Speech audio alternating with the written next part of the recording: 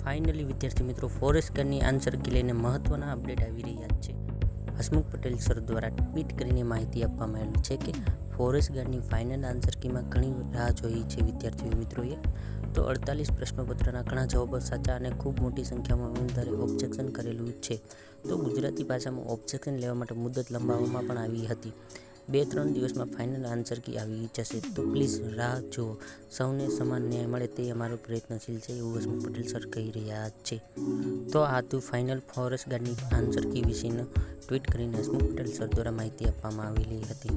તો 2-3 દિવસમાં final answer key આવી જશે. જો વિડીયો ગમે તો લાઈક કરો, શેર કરો, કોમેન્ટ કરો. Thank you.